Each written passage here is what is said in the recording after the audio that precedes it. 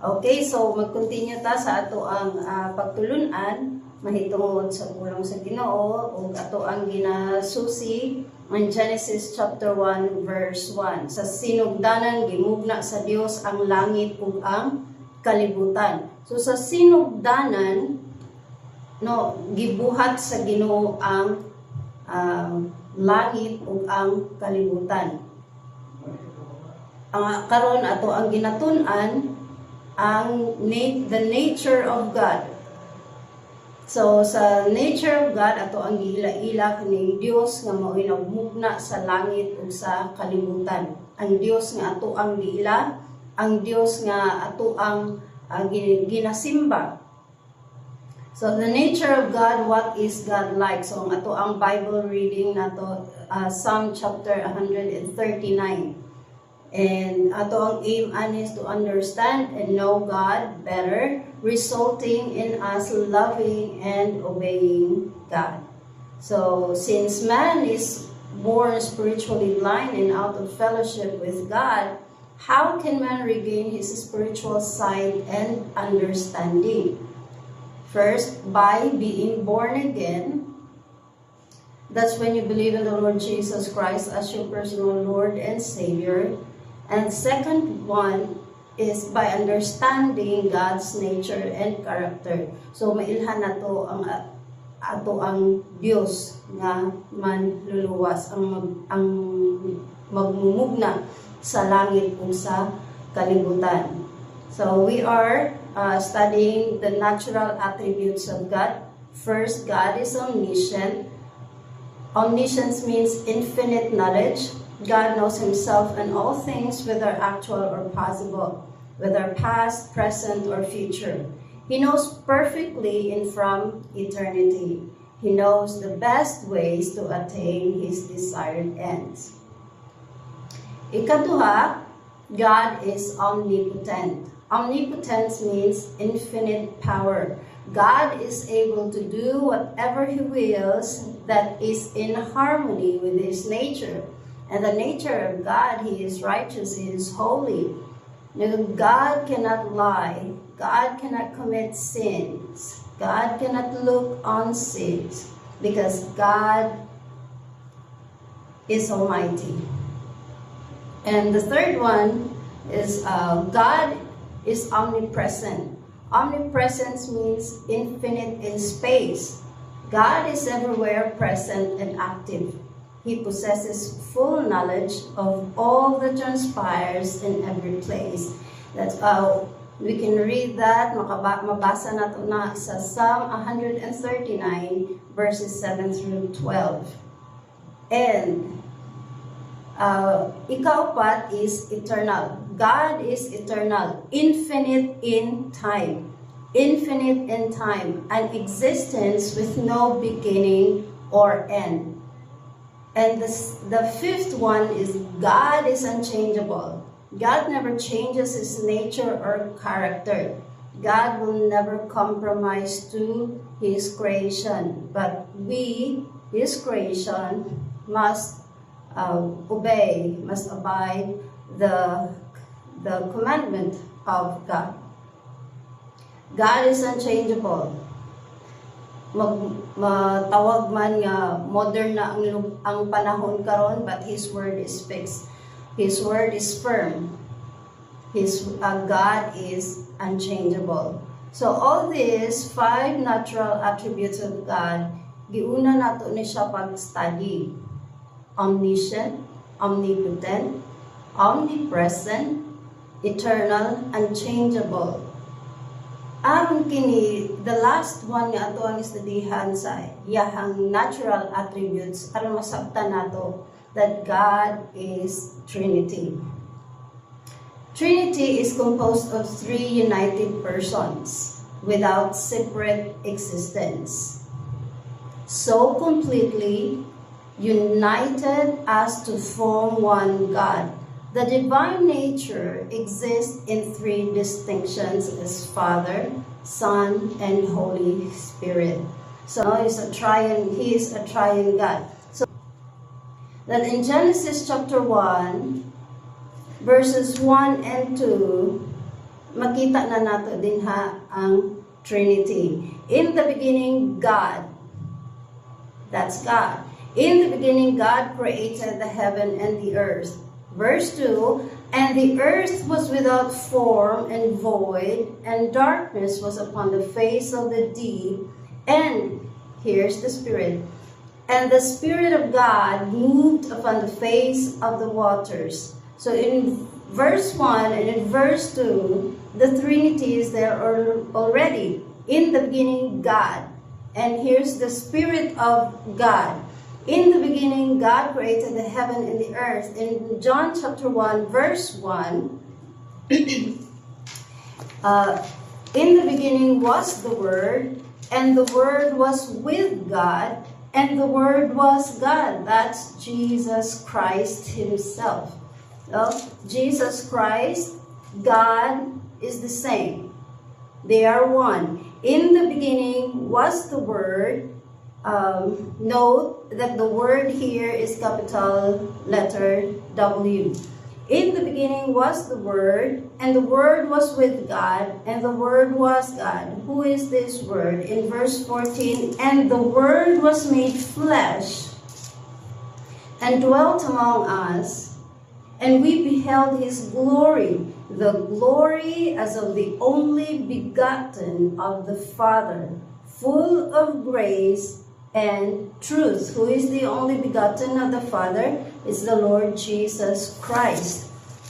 In John 3:16, it says, for God so loved the world that He gave His only begotten Son, that whosoever believeth in Him should not perish but have everlasting life. So the word here is the Lord Jesus Christ. So it's the same also in 1 John chapter 5 verse 7, for there are three that bear record in heaven, the Father, the Word, and the Holy Ghost, and these three are one. So if we read Genesis chapter 1 verse 1, in the beginning God created the heaven and the earth, the same as in the beginning Jesus created the heaven and the earth. For in John chapter 1 verses 1 through 3, in the beginning was the Word, and the Word was with God, and the Word was God.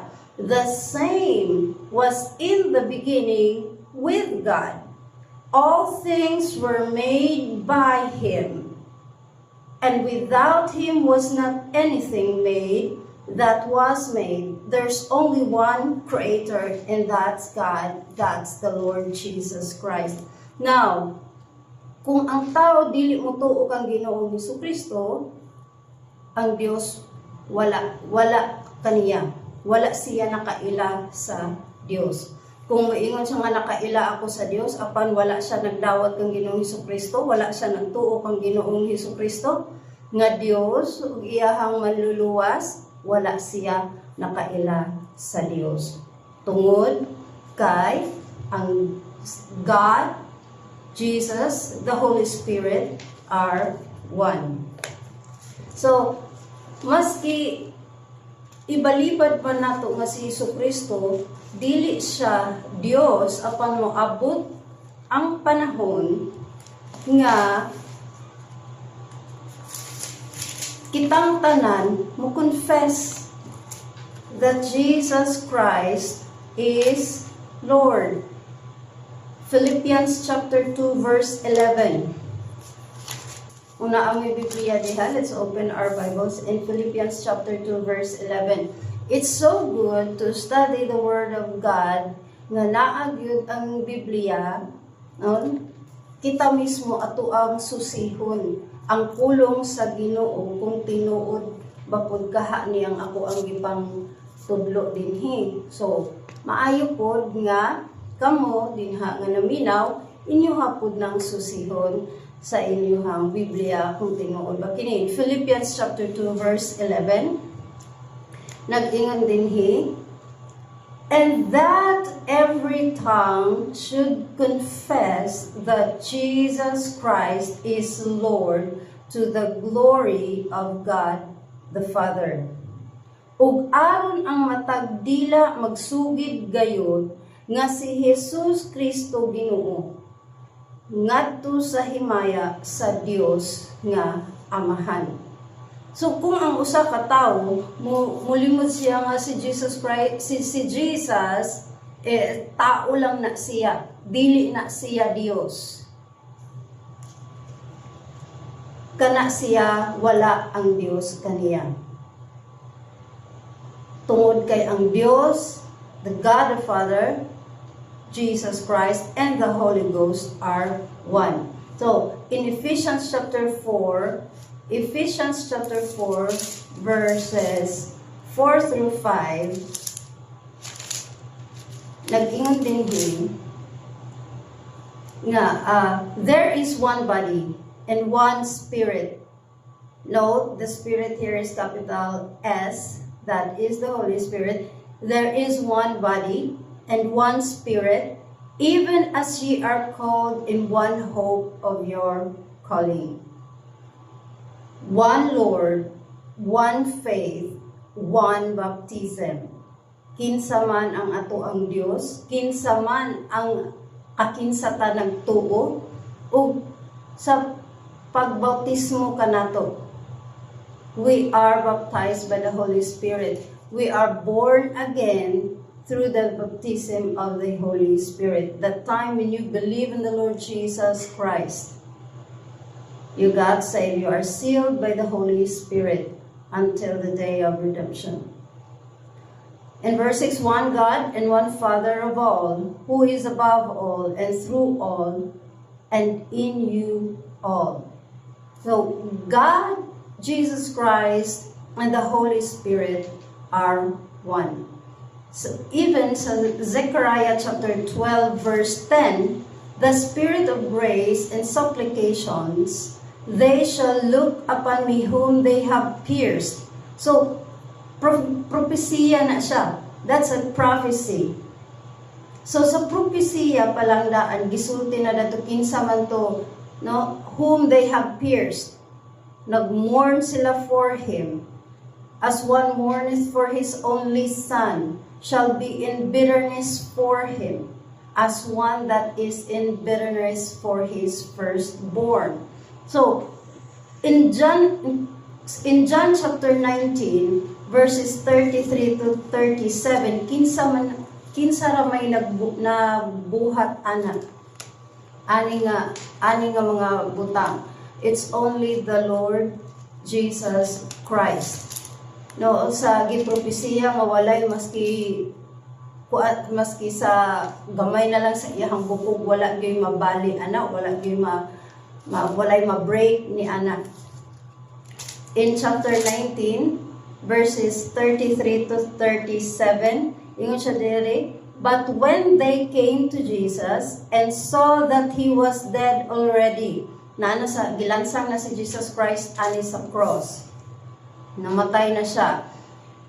Then, in verse 33, but when they came to Jesus, the soldiers, and saw that he was dead already, they brake not his legs. Kay, ang pag-punish nila before, kung ilahang death penalty before, ilansang siya sa cross, unya kung tan-aw nila nga buhi pa, ilahan ang baligon ang bukog. But since nakita nila nga si Jesus Christ was already dead, they break not his legs. But one of the soldiers with a spear, unsa daw, pierced his side. So nahitabo na siya, Zechariah chapter 12 verse 10. Pierced his side, and forthwith came there out blood and water. So sa Bisaya, apan sa diha nga sila miabot ngadto ni Jesus, ug nakakita nga siya patay na, sila wala mubali sa iyang mga batiis. Apan usas sa mga sundalo midubhang sa iyang kilid, pinaagi sa usa ka bangkaw, ug gikan didto migawas ang dugo sa tubig.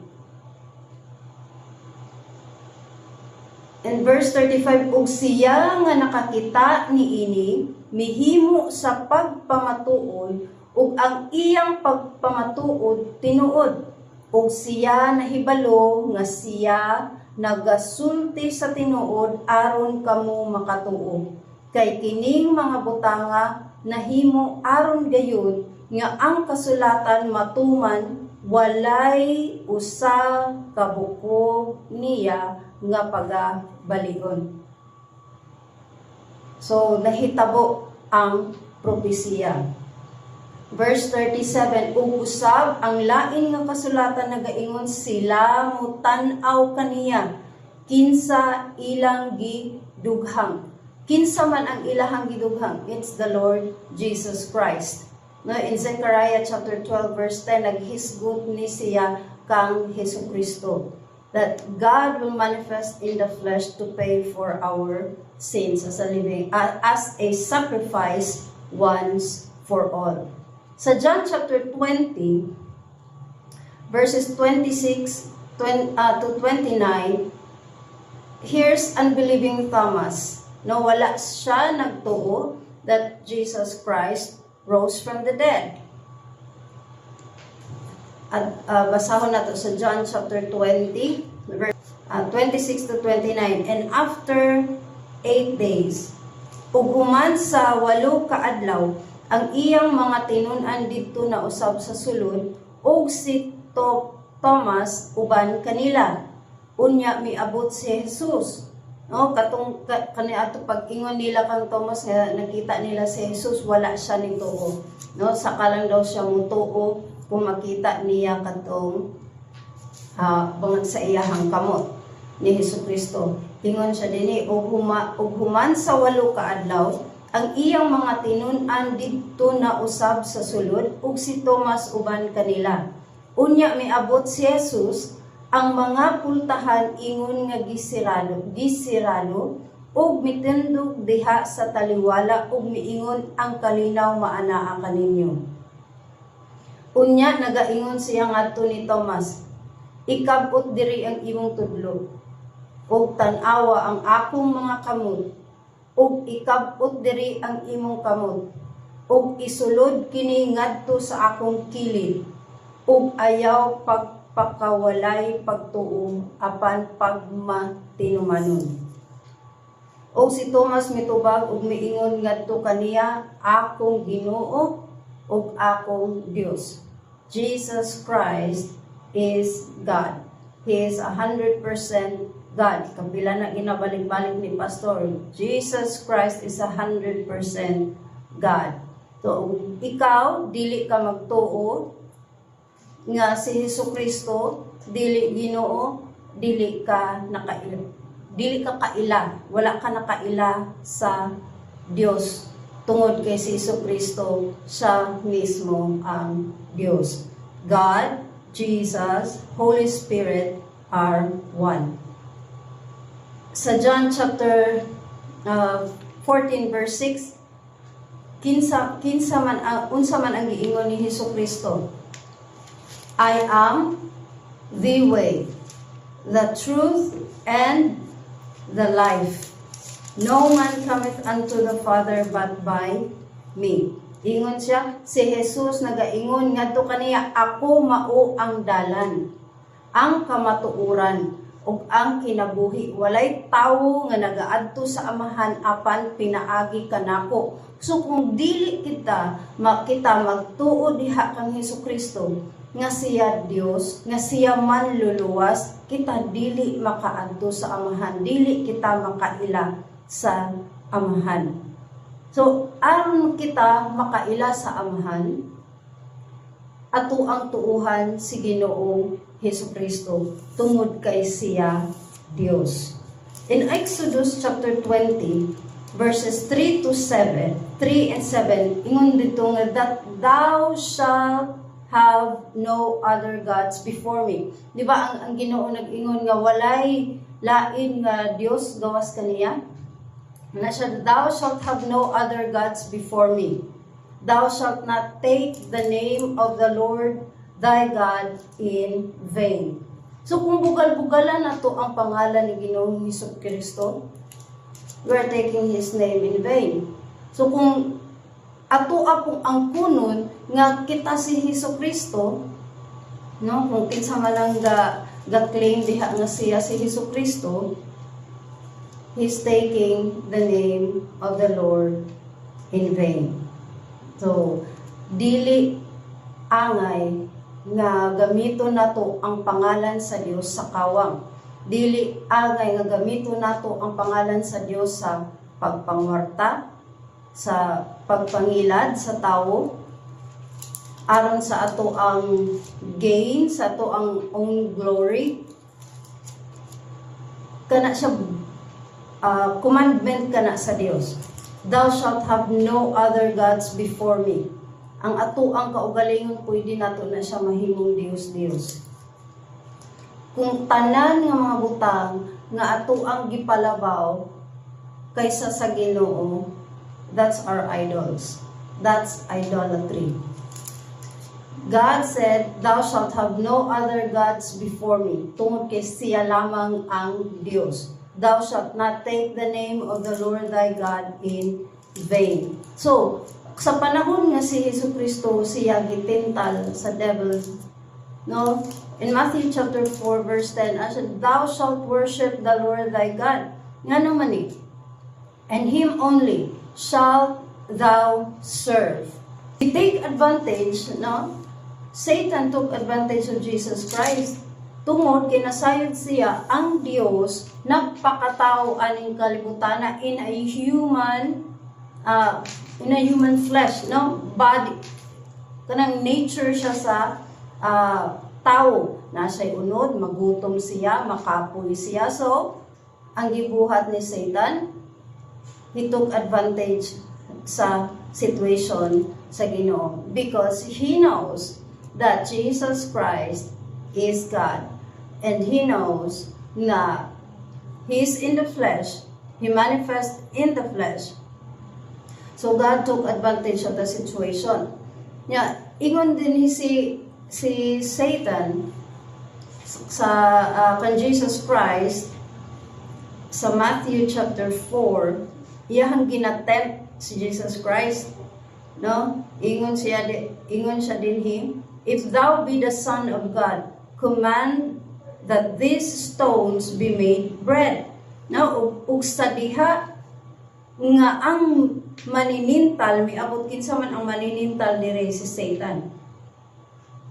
Ug sa diha nga ang maninintal miabot, this is in verse 3, ngadto kaniya siya miingon kun ikaw mao ang anak sa Dios.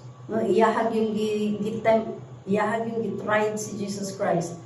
Imando nga kining mga bato mahimo nga tinapay. Apan siya mitubag ug miingon si Jesus Christ answered, kini nahisulat, ang tao dili mabuhi sa tinapay lamang, apan pinaagi sa matag pulong nga nagagawas gikan sa baba sa Dios. The second time, nagapadayon og tempt, no? Si Satan kan Jesus Christ in verse 6 ug nagaingon ngadto kaniya kun ikaw mao ang anak sa Dios, ihulog ang imong kaugalingon sa ubos. Asa ka ihag yung gitintal pag maayo si Jesus, iha subuon nga unsa na ihulog, no? Kung sa kuan pa magpakamatay ka din ha.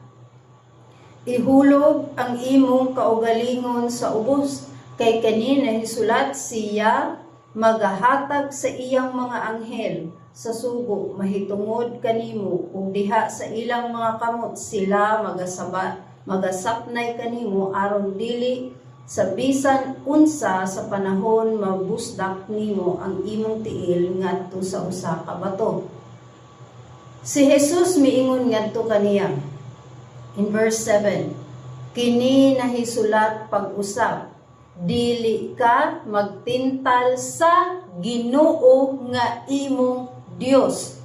So, Jesus Christ, nagsulti siya kang Satan, kini nahisulat pag-usap, dili ka magtintal sa Ginoo nga imuhang Dios. That means Jesus Christ is Lord. Jesus Christ is God. No? So sama na nga nag-ingon siya, dili ko nimo tintalon nga imuhang Ginoo nga imuhang Dios. So Jesus Christ is God. In verse 10. Okay, verse 9. Nagitintal siya pag-usab ni Satan, no? Ipasimba sa iyaha.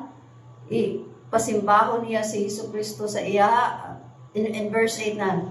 Usab ang yawa nagadala kaniya ngadto sa usa ka hilabihan kahabog nga bukid, no? Hilabihan kahabog nga bukid. Ang pinakahabog nga bukid unsa may mahuna-hunaan ninyo, no? Ang Mount Everest, pero di wala na siguro sila dito na. Pero diri man usab ang yawa nagadala kaniya ngadto sa usa ka hilabihan kahabog nga bukid. O nagapasundayag kaniya sa tanang mga gingharian sa kalibutan ug sa himaya nila. O nagaingon ngadto kaniya. O gipakita gid niya no, nagsaka sila dito sa bukid, iyahag yung gipakita tanan.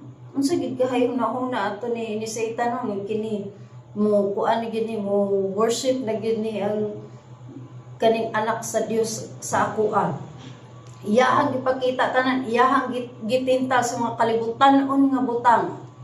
Ug nagaingon ngadto kaniya tanan kini nga mga butang akong ihatag kanimo.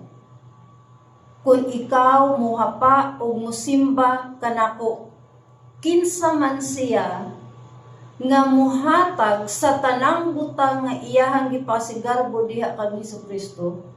Nga si Jesucristo mismo mao ang magmumugna sa langit ug sa kalibutan. Unya si Jesus nagaingon ngadto kaniya, pahawa ka dinhi Satanas. Kay kini nahisulat, ikaw magsimba sa Ginoo nga imong Dios o kaniya lamang ikaw mag-alagad. Jesus Christ is God. Jesus Christ is 100% God.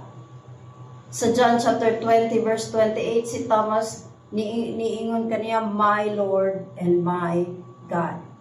In Titus chapter 3 verse 6 nga iyang giula nganhi kanato nga madagayaon pinaagi ni Jesus Kristo nga atong manluluwas. Remember, Jesus Christ is our Lord and Savior. And in the book of Isaiah, chapter 43, verse 11, na ako, bisan ako, mao ang Ginoo. This is God. Nagsulti siya nga siya, ako, bisan ako, mao ang Ginoo, ug gawas kanako, walay man luluwas. So who is that Savior? Jesus Christ. And Titus chapter 3 verse 6, ingon diri nga ang iyang giula nganhi kanato nga madagayaon pinaagi ni Jesus Kristo nga atong manluluwas. Jesus Christ is our Savior. The Lord is our Savior. In the book of Isaiah 43 verse 11, I, even I, am the Lord, and beside me there is no Savior. In the book of Isaiah chapter 13 verse 4, nagpaila diha ang Dios nga siya ragyod ang manluluwas. I am the Lord thy God. Thou shalt no God but me. Wala na kay dapat nga lain pa nga Dios apan siya lamang. For there is no Savior beside me. Kinsa man ang ninaog diri sa kalibutan, no, aron sa kaluwasan para sa tanan. No, He is the sacrifice for all. Only once for all. When God saw from the beginning, nakita sa Dios nga ang tao makasala, ma-fall into sin. Ug ang sala ni sulod sa kalibutan, ug ang bayad sa sala mao ang kamatayon. Ang tanan hugaw.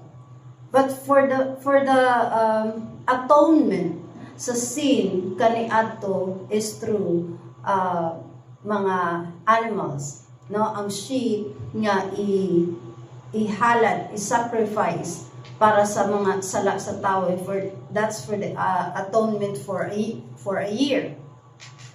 But sa nakita sa Dios wala gyud angayan, no, ang tanan angayan dito nga igatambong sa linaw nga kalayo tungod kay ang tao wala gapangita sa Dios. Ang tao gusto magpakasala. Ang tao gusto siya patuyangan ang kaibog sa iyahang unod. So from the beginning, God planned the provision for the salvation para sa katawhan aning kalibutan na. So God manifest in the flesh. No, He came unto this world. And in fact, He came unto His own, and His own received Him not. Pero ang tanan gihatagan ug sa gahom nga mamahimo niyang anak kun kita motuo dinha kaniya. In John chapter 1 verse 12. Apan ingon sa kadaghan sa midawat kaniya, ngadto kanila mihatag siya og kagahom sa pagkahimong mga anak sa Dios, bisan ngadto kanila nga nagatuo sa iyang ngalan. Now, remember that in the beginning was the Word, and the Word was with God, and the Word was God. And the Word was made flesh and dwelt among us. So that's Jesus Christ. And we beheld His glory, the glory of the only begotten of the Father. And who is the only begotten Son of the Father? That's the Lord Jesus Christ. If you do not believe the Lord Jesus Christ, then you don't know God. Because Jesus Christ is God. In John chapter 1 verses 1 through 3, diha nato makita that Jesus Christ ug ang Ginoo isara. In the beginning was the Word, and the Word was with God, and the Word was God. The same was in the beginning with God. All things were made by Him, and without Him was not anything made that was made. The same sa in the beginning, God created the heaven and the earth. In the beginning, Jesus created the heaven and the earth. So, and the Spirit of God moved upon the face of the water. So, naa na diha ang Trinity. Nag-uban na sila kanunay because they are one. For there are three that bear record in heaven, the Father, the Word, and the Holy Ghost, and these three are one. In John chapter 6 verse 45, okay, yun din kini nahisulat diha sa mga propeta, ug silang tanan pagatudluan sa Dios. Busa ang matag tawo nga nakadungog ug nakakat-on sa amahan nagaduol nganhi kanako. Who's talking?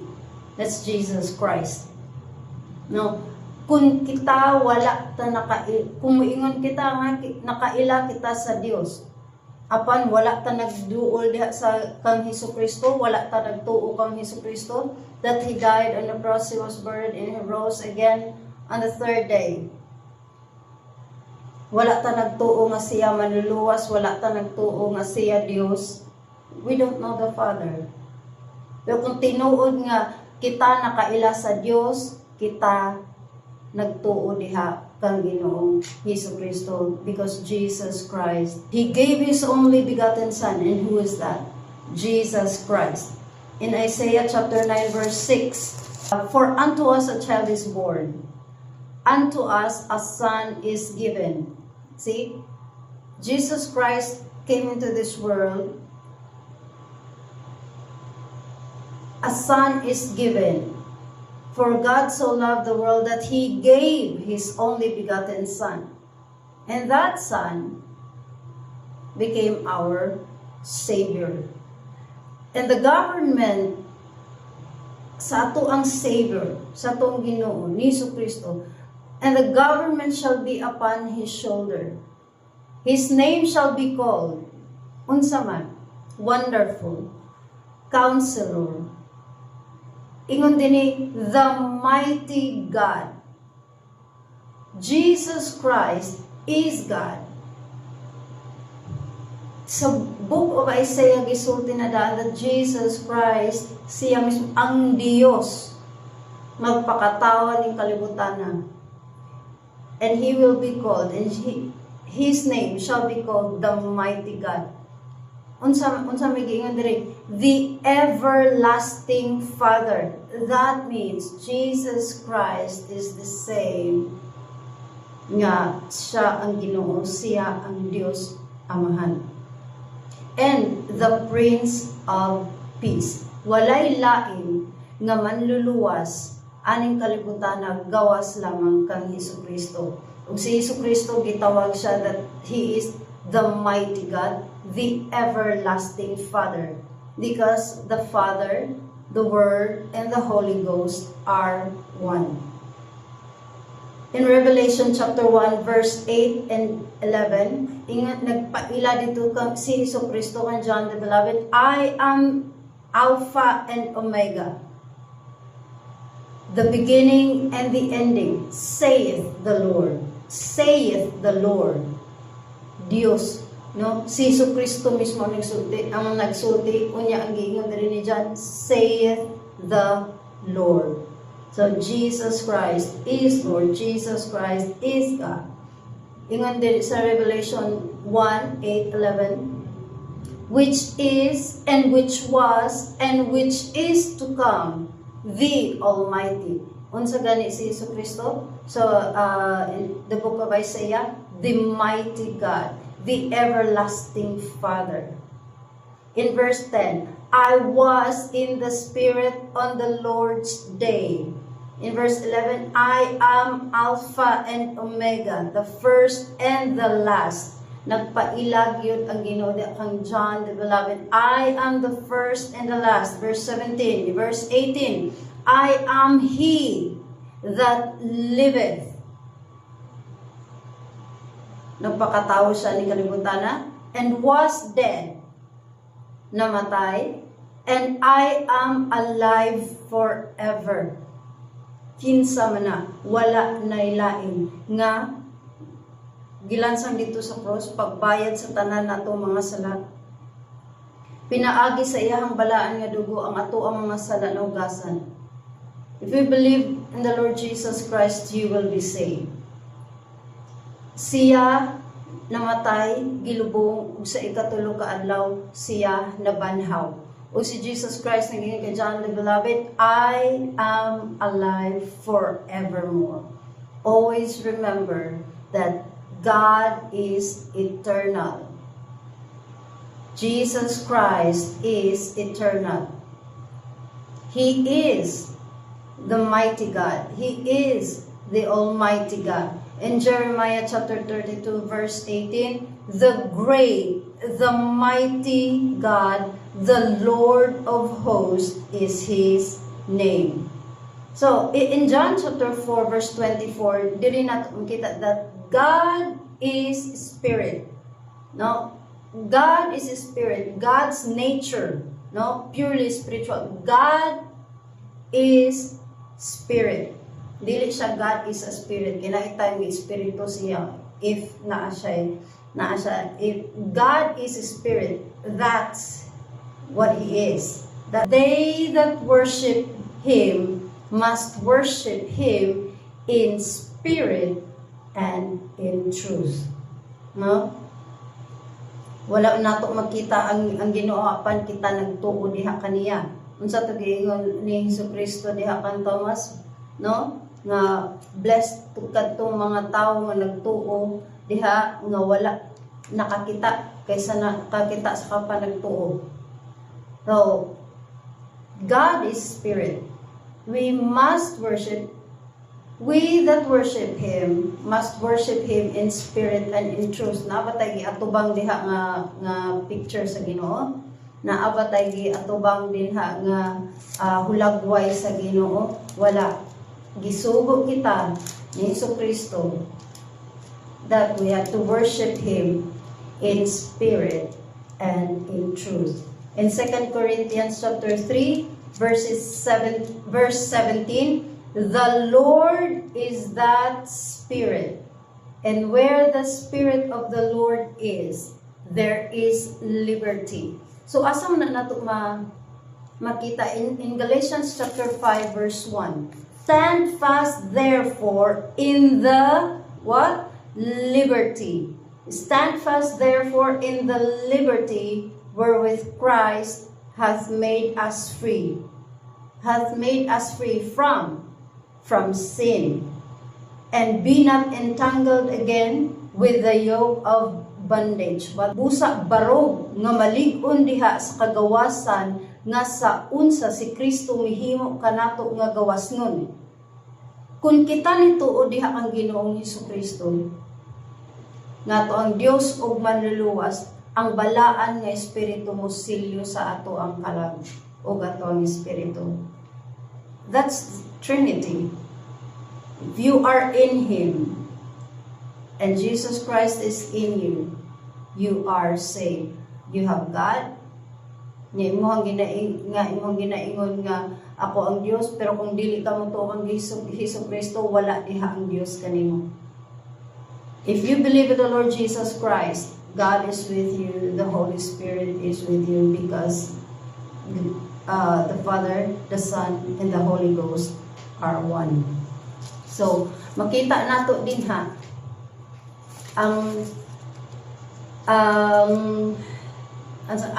sa mga creation sa Ginoo, ang mga minugna sa Ginoo, makita, we can see God every day in His creation. So kung basahon nato din ha sa Psalm 19, ang kalangitan nagpahayag sa himaya sa Dios, ug ang kawanangan nagapakita sa iyang buhat sa kamot. That's the handicraft sa Ginoo. No, binuhat niya na kanang langit, kanang stars, kanang sun, tanan nga ato ang makita aning kalibutan na binuhat kana, minugna kana sa Dios. Ug maski nga wala ang tao, wala ang kaila sa Ginoo, pero makahuna-huna gyud na ang tao nga naagyoy nagmugna, naagyoy magmugna aning tanan. Ang adlaw ngadto sa adlaw nagalitok ug pamulong, ug ang gabii ngadto sa gabii nagapakita og kahibalo. Walay, verse 3, walay pamulong ni pinulungan, diin ilang tingog wala nadungog. Ang ilang linya migawas lahos sa tibok yuta, ug ang ilang mga pulong ngadto sa tumoy sa kalibutan. Diha kanila siya mipahimutang og usa ka tabernakulo alang sa adlaw. Nga ingon sa usa ka pamanhunon nga nagagawas sa iyang lawak, ug nagakalipay ingon sa usa ka kakusgan nga tawo, ug mudagan og usa ka lumba. Ingon dire sa verse 7, no, scripture song naman ni ginatudlo naman ni pirmi sa bata. The law of the Lord, ang pulong sa Ginoo. The law of the Lord is perfect, converting the soul. So kung kita magbasa sa pulong sa Ginoo, kung kita maminaw sa pulong sa Ginoo, yun sa giingon, faith cometh by hearing, and hearing by the word of God. Tuuhan nato sa Ginoong Hesukristo nga siya Dios. Siya manluluwas, siya ang nagmugna sa langit o sa kalibutan. John chapter 1, in the beginning was the Word, and the Word was with God, and the Word was God. The same was in the beginning with God. All things were made by Him. Him, who's that Him? Jesus Christ. Who's that Him? God, the Holy Spirit. All things were made by Him, and without Him was not anything made that was made. So makita na nato in Genesis chapter 1, verses 1 and 2, naa na diha ang Trinity. In the beginning God, in the beginning Jesus Christ. In the beginning God created the heaven and the earth, and the earth was without form and void, and darkness was upon the face of the deep, and the Spirit of God, there's the Spirit, and the Spirit of God moved upon the face of the waters. God is a triune God. He's composed of the Father, the Word, and the Holy Ghost. And these three are one. So choose life. Believe in the Lord Jesus Christ, and thou shalt be saved in thine house.